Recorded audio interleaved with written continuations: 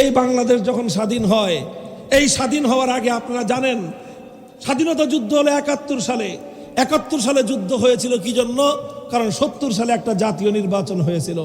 সেই জাতীয় নির্বাচনে বাংলাদেশের মানুষের একজন নেতা ছিল, সেই নেতার নাম হলো শেখ মুজিবুর রহমান সাহেব।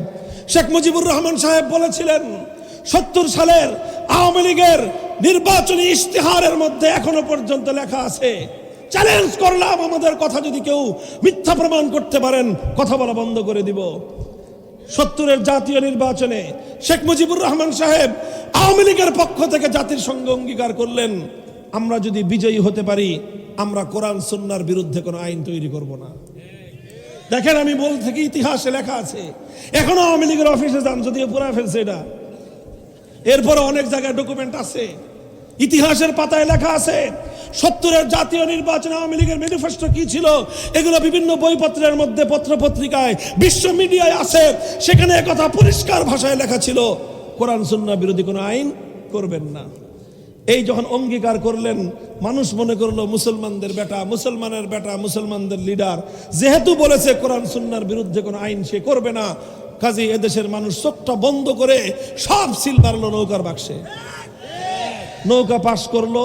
নৌকা পাশ করার পরে এখন তো পশ্চিম পাকিস্তানিরা ক্ষমতা দেয় না, না দিয়ে তারা 25শে মার্চ কালো রাত্রিতে বাংলার মুসলমানদের উপর, বাংলাদেশের নাগরিকদের উপর বর্বর হত্যাযজ্ঞ এবং হামলা চালালো। 26শে মার্চ থেকে শুরু হলো স্বাধীনতার যুদ্ধ। 9 মাসের রক্তক্ষয়ী মুক্তিযুদ্ধের পর ৭১-এর 16ই ডিসেম্বর বাংলাদেশ স্বাধীন হলো। আর এই 9 মাসই শেখ মুজিবুর রহমান সাহেব পশ্চিম পাকিস্তানে জেলখানার মধ্যে তিনি বন্দী ছিলেন, মোটামুটি আরামেই ছিলেন।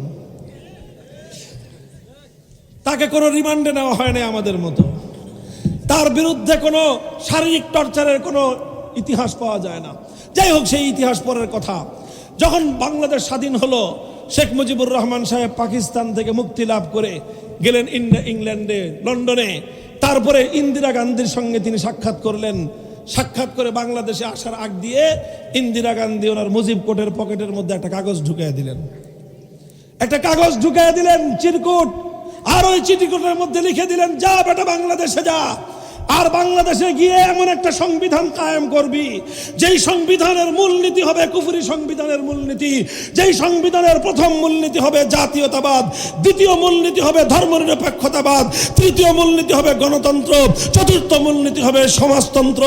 এই 4 মূলনীতি, যেটা ভারতের সংবিধানের মূলনীতি, যেই সংবিধানকে আমরা 47 সালে প্রত্যাখ্যান করেছিলাম, সেই আমাদের প্রত্যাখ্যাত সংবিধানের মূলনীতিগুলোকে ভারতের ইন্দিরা গান্ধী শেখ মুজিবুর রহমান সাহেবের পকেটে ভরে বাংলার মাটিতে পাঠিয়ে দিলেন তিনি।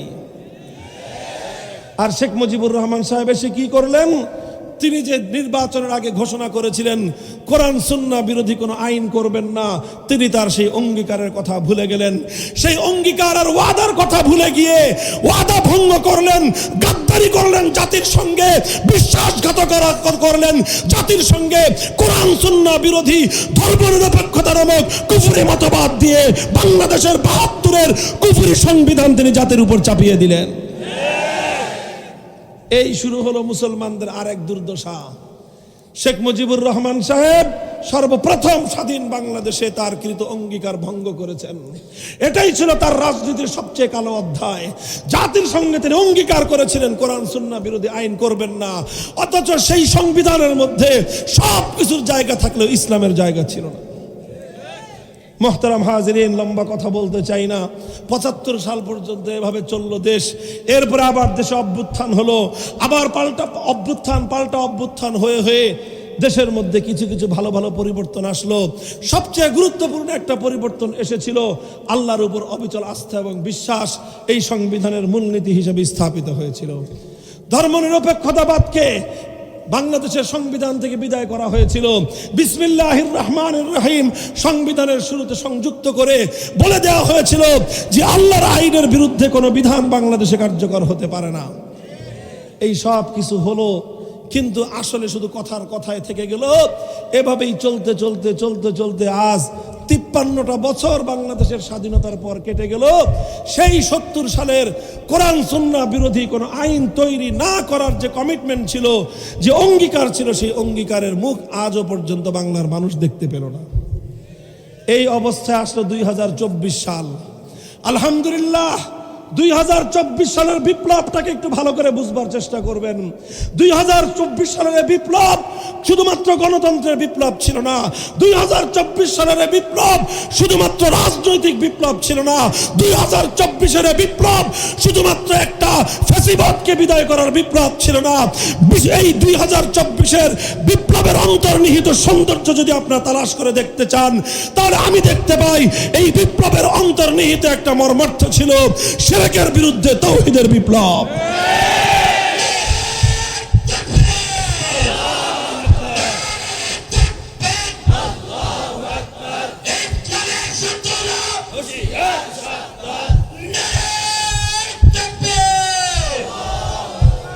এই তারা বাংলাদেশকে একটা পত্তলিকতাবাদী, একটা মূর্তির দেশে পরিণত করবার জন্য যা করতে হয় তাই তারা করেছিল।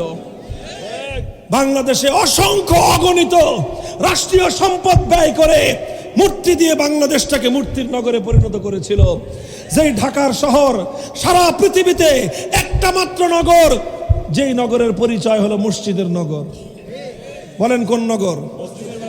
মক্কা শরীফ বাইতুল্লাহর শহর, মদিনা শরীফ আল্লাহর নবীর শহর। দুনিয়াতে আর কোন শহর নাই যে শহরকে মসজিদের শহর বলা হয়। এটা আমার বাংলাদেশের গৌরব। বাংলাদেশের রাজধানী ঢাকা হলো